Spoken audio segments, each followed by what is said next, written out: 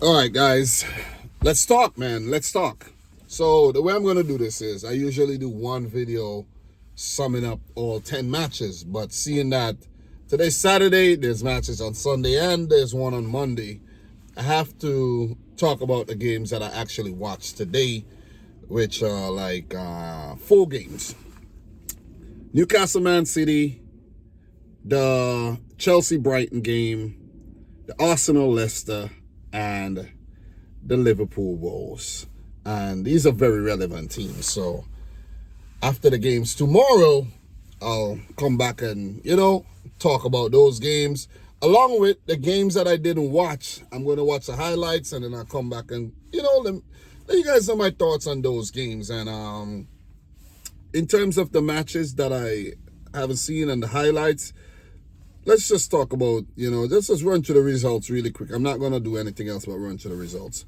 Brentford 1, West Ham 1, Everton 2, Crystal Palace 1, and Forest 0, Fulham 1. And I did predict 2 of those exactly the right score, meaning Everton 2-1 over Palace and 1-1 between Brentford and West Ham. So give your boy a thumbs up for that, man. Guys, don't forget to like the video. Let's get this video to at least, I know 500 people are going to watch this video. 500 likes. 500 likes. Let's go.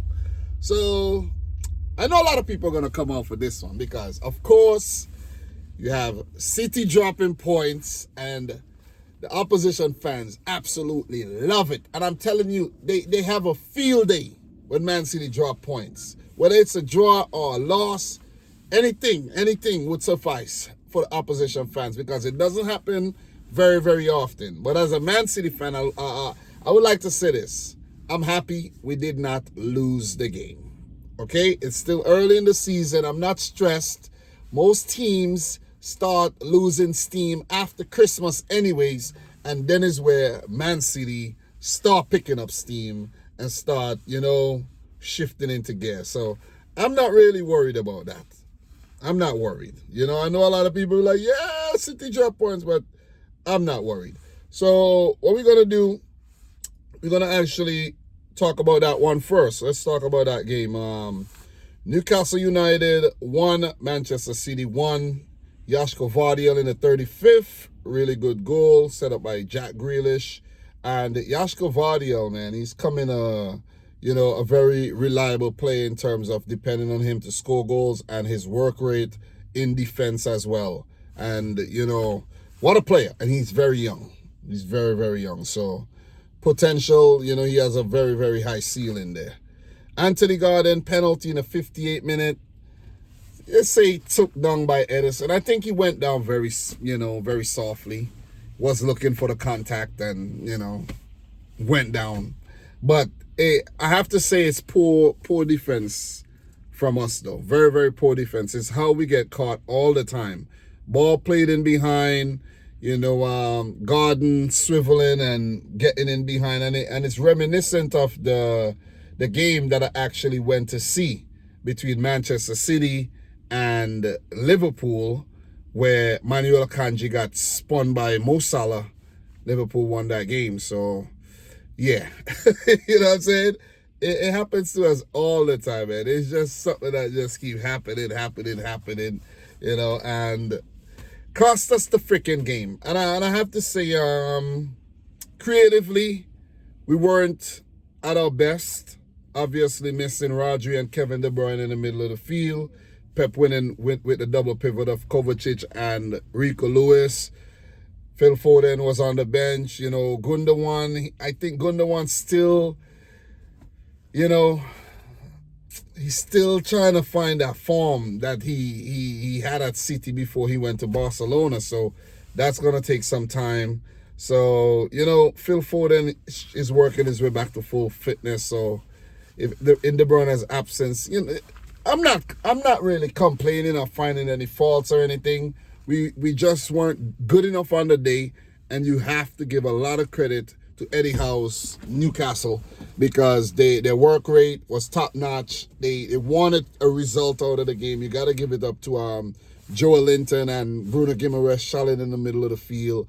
Anthony Gordon for his industriousness and work rate up top.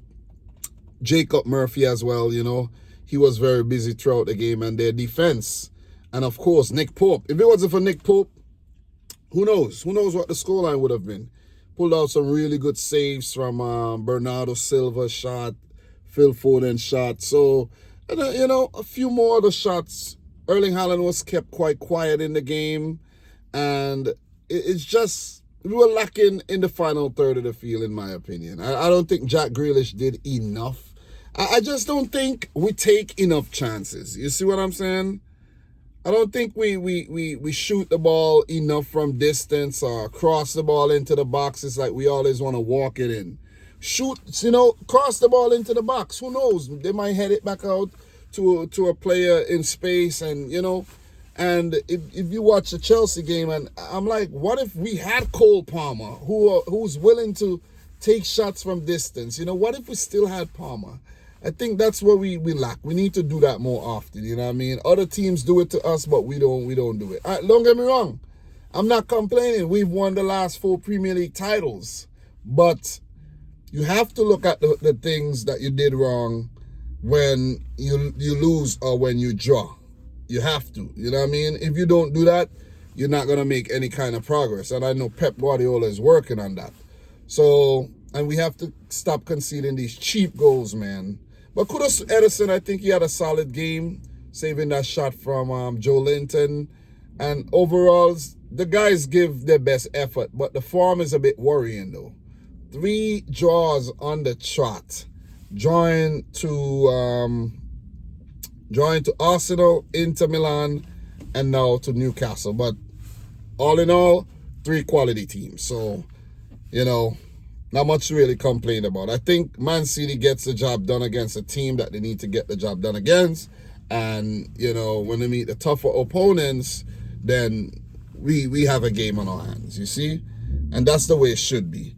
So I'm not going to dwell too much on that game. Well played to Newcastle. I think they've had a, very, very solid start. I think they're still unbeaten this season. No, they lost their last game against Fulham, pardon me. But it's a solid start. They have their off-the-field issue, a few players injured, but they're still picking up quality results, against the champions. So with that being said, guys, I'm not going to linger too much on that game, but and I'm not even going to go further into many things. It was, in terms of shots, let me just touch on that. 11 shots for Newcastle, 4 on target. They had 37% of the ball. For City, 16 shots, 6 on target, 63% of the ball. Kudos to Newcastle for keeping Haaland quiet. That's probably was the game changer there. Dan Burn, Fabian Shaw, these guys were pretty good on the day. So my man of the match, I'm going to give it to Nick Pope, because he hasn't been that great lately, but I think, he's finding form again. So 1-1. 1 point gained for Newcastle. 2 points dropped for Manchester City. So we move on. Chelsea 4, Brighton 2. I did predict a thriller. I think I predicted 3-2, if I'm not mistaken. Let me get my book. Let me see what I predicted for this one. I think it's a 3-2. I knew it was going to be a high scorer. Yeah, 3-2. 3-2. So I got my result right, but not the correct score. Georgina Rutter in the 7th minute, mistake by Robert Sanchez. Chelsea trying to play out from the back and, give away the ball. And Georgina Rutter, I think that might be his first Premier League goal for Brighton, and that should do his confidence a whole lot of good. Then Cole Palmer, he just cut loose. He just basically cut loose on Brighton, and he seemed as if he had the world in the palm of his hands. You see what I'm saying? Get it, Palmer? World in the palm of his hands? I'm just going to explain this for the slow motherfuckers out there. Anyways, man, part of the language as well. You know what I mean? I don't know if there's kids watching this. There probably are kids watching this.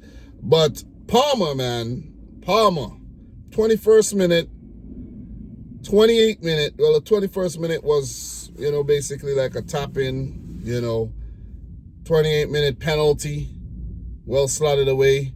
The 31st minute goal, oh man, what a free kick.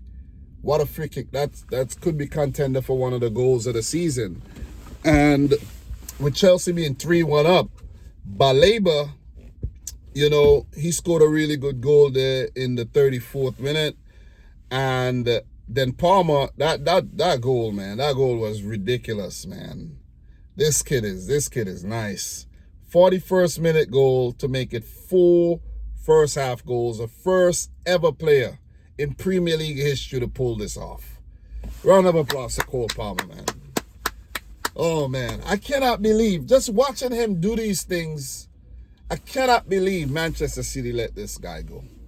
They should have asked for 100 mil because Chelsea, they're spending 100 mil left, right, and center on these players, and we should have asked for more.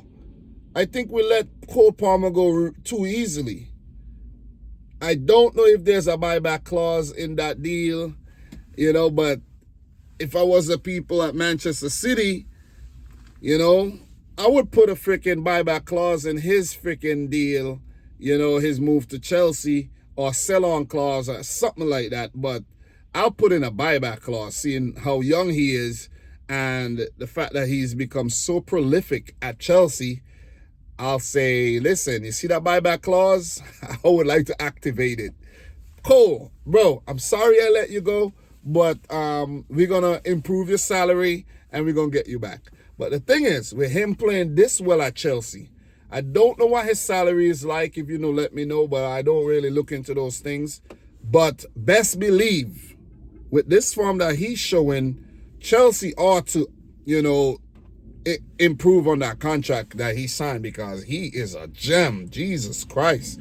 And he has not even fulfilled his potential yet. Wow. Cole Palmer. Jeez, man. The man is cold as ice. And let me just see here in terms of the leaderboard in goals. Cole Palmer has 6 goals this season so far. And in terms of assists, let me see. Assists, Cole Palmer has 4. So 6 goals, 4 assists. Erling Haaland has 10 goals. Maybe 1 or 2 assists, I'm not sure. But Palmer doing the damn thing, man. Give it up to Cole Palmer. One-man show there. Nicholas Jackson had ton loads of opportunity. He squandered them. Madueke, I think, needs to work on his decision-making. He shoots when he's supposed to pass when he's supposed to shoot. And these guys have that problem. But not Cole Palmer, though. He even had one with his right foot that he squandered. But solid game, man. That game was really entertaining. And you got to give it up to Brighton for not giving up and for really giving Chelsea a run for their money in this game. But at the end of the day, Chelsea were too good in terms of their attacking prowess, and they came out on top. So Enzo Maresca, give him a lot of credit. He's done a great job at Chelsea. They're looking really, really good. And as for Fabian Hutzler and Brighton, it's just what we come to expect, you see? So they'll continue to do good. They'll continue to impress even if they don't win games. And it's just progressiveness there for the Seagulls. So not much more to add there with this game. But the stats would be interesting for this match, though. Let me see.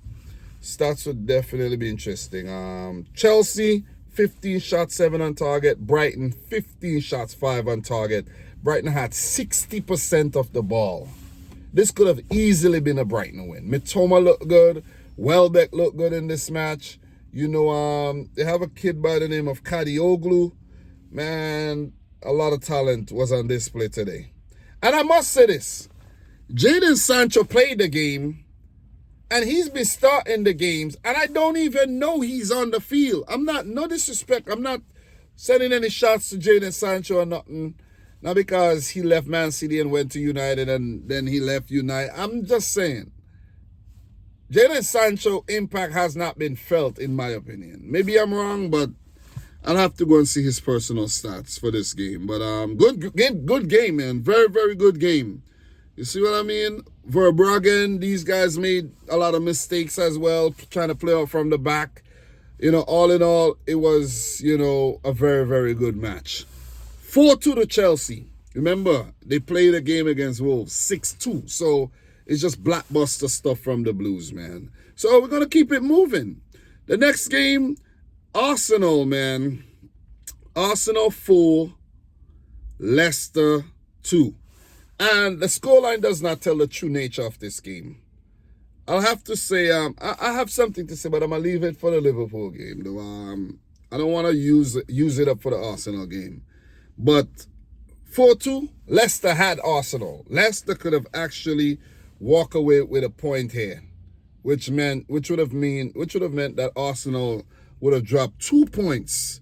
But it's Arsenal that take all the spoils, the full 3 points, and they're continue to put pressure on Manchester City and Liverpool, as well as Aston Villa at the top of the league. So Martinelli in the 20th minute, good goal, fortuitous goal. Then Trossard in the 41st. So basically, they were 2-0 up. 2-0 up. The Trossard goal, I could remember, was a deflection of Ndidi. No, that wasn't a deflection of Ndidi, but it was a deflection in that goal, wasn't it? I think so. Can't quite remember. But very fortunate goals, though. Most of the goals, very, very, very fortunate. So James Justin's goal was fortunate. His header came off of an Arsenal player, I could recall, but that was on target. But his second goal, man, that has to be contender for goal of the season. That was a fantastic volley. Ball played over, switching the switch, and he just slapped it. Hit the post, went in. Raya had absolutely no chance there. And Leicester, impressively equalized. And I did mention in my prediction that, Leicester has had a hard time against Arsenal as of late. But after maybe like a few seasons, after they won the Premier League, Arsenal, Leicester used to be Arsenal's bogey team. Leicester would go to the Emirates and beat Arsenal. So I was like, whoa! I really didn't expect Steve Cooper's men to play this well today, and I think they deserve something. But it just shows the resilience and the strength of Arsenal. This new Arsenal team that has been knocking on the door of the Premier League title for the last 2 seasons, and now this season. Very consistent. Very consistent. These results could be telling come May. And these are the games you have to win, because you don't want to look back and be like, God, if we had won that game against Leicester, it would have been different. You see, very, very close margins here. So Ndidi's own goal in the fourth, that was the 94th minute. I think that was a Trossard, shot that hit him and it went in, and then Havertz. Most of the goal were very fortuitous, and that's a weird word, right? Fortuitous. Fortuitous. Very, very fortunate, with Havertz getting a setup there from the, I think, Fies, kicked the ball onto Havertz, and it went into the back of the net. But give it up to Leicester for trying, man. They really tried, and I think they deserve something. Arsenal were not at their best conceding those goals, but they sure did put them in the back of the net when it was necessary. So 3 points to Mikel Arteta and his men, and where they at right now? Let me just check the standings. Arsenal are third, just for reference. Man City is second, and Chelsea are fourth. So all 4 teams that I'm talking about right now, they're in the top 4. But it's no other than Liverpool, who are on top of the league. Give it up to the Reds, man. They bounced back after that loss against Nottingham Forest, which was very, very unexpected. And I have to say this once more. The Liverpool fans did not show up when I spoke about that game. They were non-existent. They hid on the rocks. They hid on the houses. They went into caves. Some of them, I heard, even went deep sea diving. Went, into space. They disappeared when they lost that game. But since then, they have bounced back and they've been winning matches. They've been very consistent. But I have to say that today, Wolves made Liverpool very, very uncomfortable. A 2-1 win for the Reds, but it was a very, very uncomfortable win. I don't think any Liverpool fan or any Liverpool player nor Slot, the manager, they were comfortable throughout this game. It was very uncomfortable, man. Very uncomfortable. Why is Jesus Rodriguez calling me right now? Let's hear what he has to say, right? Let's hear what Jesus has to say. Scammer, maybe.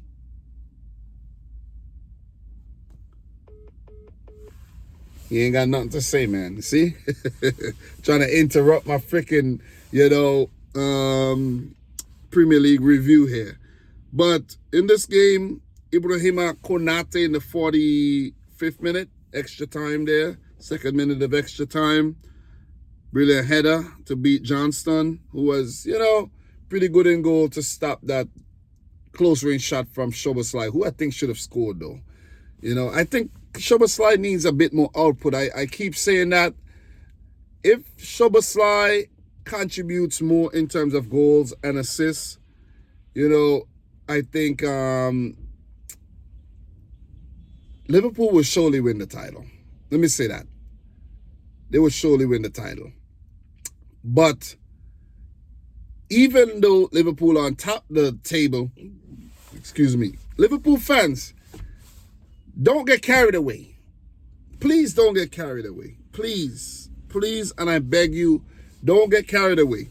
You guys could come here and some of you guys could talk about 115 charges and this and that. I don't care what you want to say. Don't get carried away. It's match day 6. There's still 32 matches to go. Don't get carried away. Still early times. Liverpool have proven in the last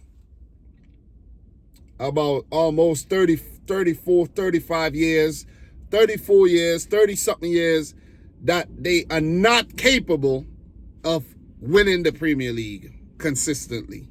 They've won one in the last 30-plus years. It's the hope that kills you guys. It is the hope. Take it easy. Take it one game at a time.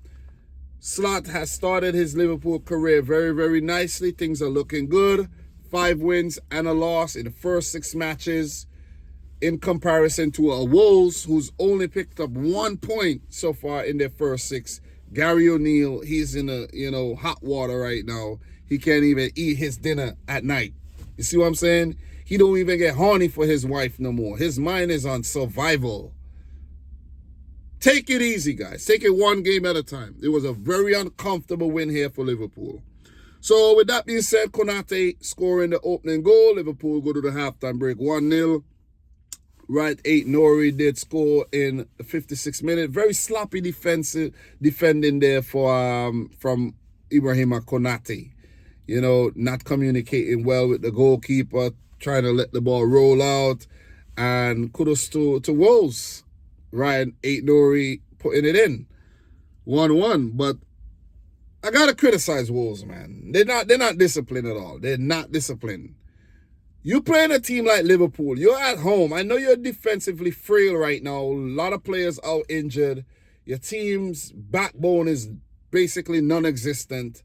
What you gotta do, you gotta park the bus now. Park the bus. Nelson Semedo has to be one of the most disappointing players in the history of football, man. He was at Barcelona.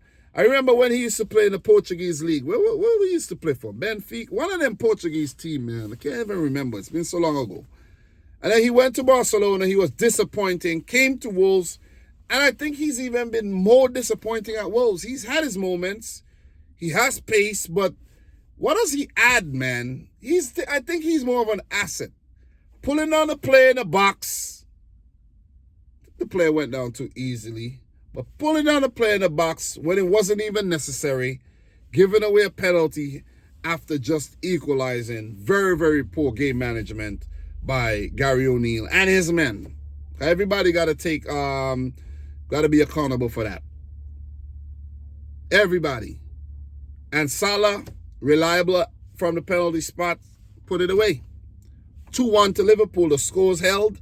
No, Liverpool had more opportunities to score, didn't put them away. But that was Wolves' golden chance of picking up a point against a team that they wouldn't usually get points against, even though they did win last year. You know, I think it was February against Liverpool, but still.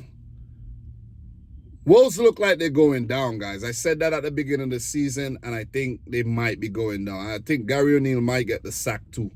But it's left to be seen, man. Left to be seen. Don't want to drag it out any longer, guys. There's many things in the game I could talk about. But, you know, I think Carlos Forbes did come on and look good. The former Man City youngster. I think he's on loan at Wolves from Ajax. He almost, you know, embarrassed Trent Alexander-Arnold there when I think Konate had to slide in and stop that shot. But he looked good. He might be starting the next game because that guy, Jürgen Strand-Larsen, is just a fucking waste of time, man. Seriously. You know, so, so it's like Wolves need somebody up top to give him some inspiration, man. Huang, he's been a bit out of favor. You know, the team, maybe they need to put Jose Sa back in goal. You know, Gonzalo Guedes, he's on the bench.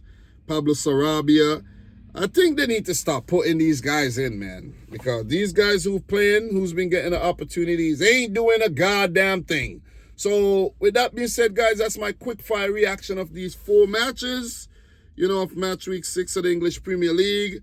And in terms of the games coming up tomorrow, we got Man United Tottenham, big game. Ipswich Villa. And on Monday, Bournemouth Southampton. According to what happens tomorrow, most likely Man United lose the game. I'll come back and touch it up. But I have to come back and talk about the other games. So it will be, you know, multiple videos for these matches. Guys, please come out, watch the videos, like the videos, show this channel some love.